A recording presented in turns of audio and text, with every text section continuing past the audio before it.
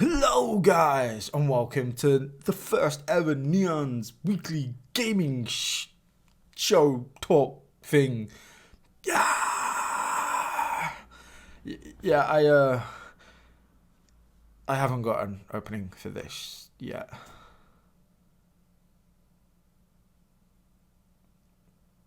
Moving on. So here we are for the very first gaming show. Basically, guys, I just want to make this a kind of like a weekly thing, just talking about games. I love games, man. I want to do more things game related on the channel. I just kind of want this show to talk, like I said, talk about games, reviews, just everything to the love of gaming, especially with new consoles coming out and next generations of games, technology pushing it further than it's ever been pushed before. I really wanted to dive into that, man. I just love that world, and I hope I can be a part of it, even in a small way. Plus, I want to try. I'm a gaming channel as well. I started off as a gaming channel, so I want to get more people kind of coming in, chilling out, even if it's just for 10 minutes every week, just talking about just games, man, just pure games. Now, I've put a lot of thought into this one. There's going to be a little bit of an intro to this of what I kind of wanted to do for this channel. Now, the first thing that I had a lot of thought to do was whether or not I was going to make this video thing scripted or not. Now, this is the one thing that when I was thinking about it, it took me a couple of days actually, whether or not I was going to script it or whether or not I was not. Ultimately, I decided I'm not going to script it. It's just going to be a pure 10-minute talk about my love of games and just any kind of news, rumors, or anything that's happening for this week. Now, the reason why I've decided to go for unscripted is because there's a lot, and I mean a lot, of gaming channels out there, all scripted, all do their own thing, and they all deliver it in such a perfect way that I kind of feel like if that's your thing for scripted stuff, then like I said, go and watch them stuff. Go and watch Champ, Chong, and guys like that, because they are so good laymen. They are so good at just delivering absolutely amazing kind of game stuff. But I wanted to talk about it more unscripted, hopefully be able to talk to it, have a laugh as well. I mean, that's generally the consensus. Also as well, I kind of just want to say before we kind of jump into it, is I just love gaming in general. And I'm going to try and keep my bias of my preferred platform and stuff like that completely out of this show. I want to be as neutral as possible. I don't really care if it's from PlayStation, Xbox, PC, Switch, Sega Genesis, or freaking if it comes from a Commodore. If it's a good game, it's going to be here on the show. We're going to talk about it, with hardly any bias. Now, we will talk about like some issues and stuff like that. About the systems, maybe some rumors, but I tend to want to try and keep away from the politics side of gaming and what's happening behind the scenes. I know there's a lot of people out there that might think, that like people talking about stuff like that, about the staff, the games, the game industry as a whole. And maybe we'll, depending on how successful this show will get, we'll tap into that maybe in the future. But for now, I just want to keep it just friendly, all about the games, and I hope you guys will like it. So yeah, let's get into first subject, shall we? So we want to talk about, first off, PS4 and Xbox, but I want to touch into Xbox first and foremost. Now, they've just had their event that happened about a week and a half ago, 2 weeks ago. It feels like it was just yesterday, but it's been quite a while now. And they showed off Halo Infinite. And I personally wasn't blown away. I thought the game looked meh, to be honest. And a lot of people have felt the same way over the internet. Microsoft has gone with this cross-gen way of trying to... It's you know what? You can't bash it because... It's really consumer friendly. Like in a day and age where in industries, especially developers and stuff like that, or these big publishers that will try to nickel you and dime you for as much money as they possibly can. Props off to Microsoft. They've gone in a very, very consumer friendly direction with their Game Pass, which is absolutely amazing, by the way. Value for money on that thing is just incredible. There's nothing like it at the minute. Like, they're going for this Netflix of games approach. And if the value's there and they keep launching these brand new games day one on this Game Pass, then that could win the generation in the long term. They might not sell more consoles than PlayStation or the PS5, but they're definitely going to sell Game Passes. Me personally, from my setup, is I'm going to go for the PS5, but I'm already subscribed to Game Pass for the PC games, or for the Xbox PC games that come. So that's going to continue for me. I'm going to have a PS5 and I'm going to be on Game Pass. And I think that's a smart strategy from Microsoft. I think they got outsold 3-1 on last generation with the PS4 and the Xbox One. So yeah, that could make up the numbers for them. They could still undersell the consoles 3-1, but make up that revenue, make up that money in Game Pass. I mean, just to put into comparison, I think the Game Pass subscription at the minute is like 10 million or 11 million subscribers, whereas PlayStation Now, which is kind of roughly the same service, though admittedly nowhere near as good, is like 2 million. And I think PlayStation have like 100 million users at the minute, and like I said, Xbox has like 40 million, but they've got like almost 3 times as many subscribers to their Game Pass. So that's the direction that they're going in. And to be fair, crap, they found me. to be fair, it's a brilliant, absolutely brilliant direction.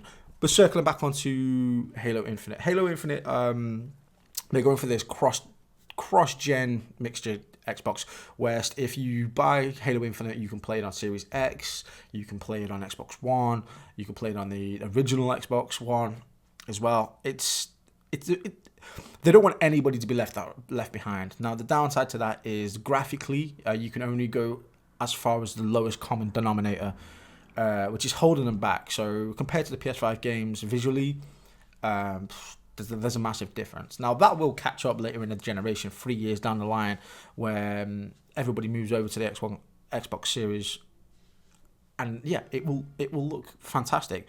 But that will take a while. So I like the approach that Xbox is going with their Game Pass. For maybe the hardcore Xbox enthusiasts, maybe not the direction they want to see. They want to see the best version of Halo that could be, pushed to its limits graphically using those 12 teraflops of this new console, and it's gonna take a while to see that, unfortunately. But that's the way it's going. Now, the rumored release dates, I think, for these consoles have been holiday 2020. Now, there's no actual concrete date yet for either of them. Both consoles still haven't gone up live yet for pre-orders. Personally, though, from what I've seen from rumors, from leaks, from videos, I've done a little bit of research, and I personally think that for at least one of the consoles is going to drop on the 20th of November 2020. And the reason why I say that is because historically, consoles usually drop on a Friday. A lot of games now, most notably Cyberpunk 2077, Assassin's Creed Valhalla, all kind of dropping around that kind of week of the game. I know that Cyberpunk drops on the 19th of November, which is a Thursday. So that's if I was going to place a cheeky bet on when I think that console's going to drop, that would be the date. Moving on to PlayStation at the minute. PlayStation has been absolutely killing it. They were easily kind of left behind with earlier on with the media with the 12 teraflops of power that the Xbox One had. But PlayStation has come back with a slew of just gorgeous games, huge hitters, and rumors is they're looking at a second event that's going to be sometime taking place in early August, where maybe reveals to God of War, a rumored Silent Hill game that's being collaborated with Konami, apparently is in the works. We might see something like that. It's the rumor that just won't go away. Silent Hill for PS5. Take that probably with the greatest grain of salt, but that's what everybody's saying. That's what leakers have been issuing. People within the industry have mentioned that there is something going on with Silent Hills. So just look out for that. PlayStation's going really, really strong at the minute. If you just look at the latest games, The Last of Us 2, even though it suffered a little bit of backlash, it's still an absolutely beautifully gorgeous game and fun as hell to play with. Ghost of Tsushima as well just seems to be absolutely killing it at the minute. Seems to be one of the fastest selling games. I think it sold like 3 million within the first couple of days or something like that when it dropped. It's been a massive hit in Japan and that market. I've been playing it as well, and it's been absolutely amazing. If I could sum up a review for Ghost of Tsushima, so we'll do a Neon 5-second review quickly. I would say Ghost of Tsushima, it's great. Go and play it. There you go. That's Neon's 5-second reviews of Ghost of Tsushima. No, I've really been enjoying it. I haven't finished it yet, but I've definitely enjoyed it. I don't think it does anything too unique, but everything that it does and blends together into one game is really come out as a brilliant, fantastic game. So with the PS5 as well, like that's their staple, that's their market. There's games on there, AAA games that you can only get on the PS5, whether it be God of War, whether it be Last of Us, whether it be Horizon 2, Forbidden West. You know, all these games you can only get, Spider-Man, Miles Morales, you can only get on the PS5. They're using the full capability of the console early on, showing these new gen games and trying to sell as many consoles as they can, as well as these AAA games, which has worked really well for Sony.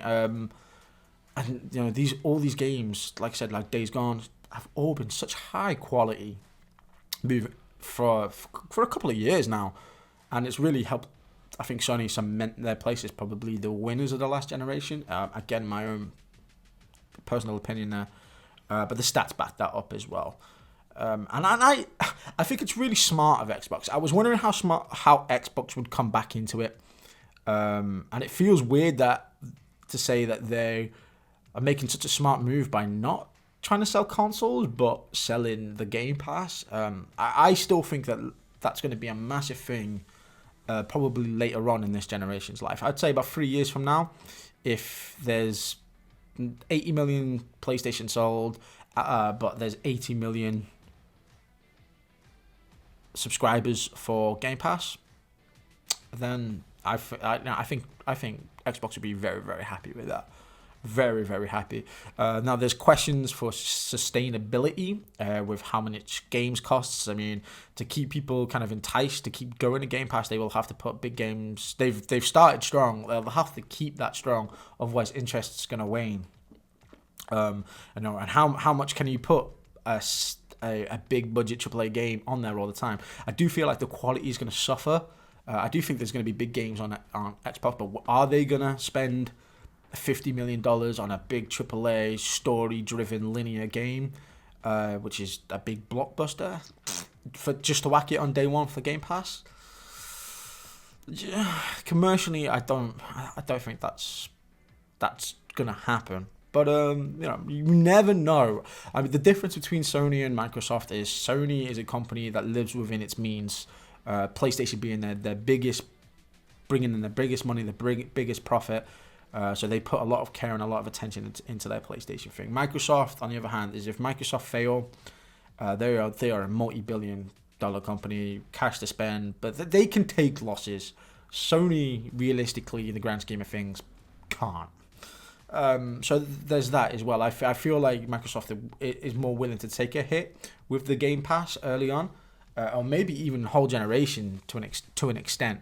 But whether or not that, like I said, that in the long term affects the quality of the games that come onto Game Pass, that's something we're going to have to see. I mean, if hypothetically Game Pass goes on and the next Halo after Infinite is a AAA 60-hour and it just beautiful 10 out of 10 game for everywhere on Metacritic, then Game Pass could be a spectacular thing. And they have 2 or 3 of those games a year that could do that. And Game Pass is a must buy, I think, for many people, not only for Xbox, for PlayStation users, and for the PC market as well. Having Steam, spending £11 a month for the Xbox Game Pass for PC. Not even that, I don't think. And it costs you $1 for your first month. The value for the Game Pass and like the 250 games that you get on there is just insane. I highly recommend it if you've not done it so far. So yeah, that's pretty much all the news that I wanted to talk about today. If there's any kind of like gaming stuff or stuff you want to do, I do want to get into like some more reviews. I do want to keep this relatively short. I do feel like I've done a little bit too much as well. I could keep talking about so many different things, and I really do want to. But let me know in the comments what you think. How are you kind of gauging the PS5 to the Xbox Series 1 stuff at the minute. Also, let me know kind of what you'd like to see from this channel. Obviously, it's early doors. I'm still not quite sure what I want this show to be. Whether or not I just want to talk for 20 minutes, whether or not I want to fling in some reviews and some other stuff like that. So if that's something we can do and you guys want to help me shape this show, then I really, really appreciate it. But yeah, let me know in the comments what you're doing for next gen. Are you buying a PS5? Are you buying an Xbox? Are you buying both? Are you sticking with PC? Or are you going to ignore both of them and go to PC? Let me know. Let me know in the comments. And with that being said, guys, this is the Neon Reaper Gaming Show. Yeah, I don't have an outro either.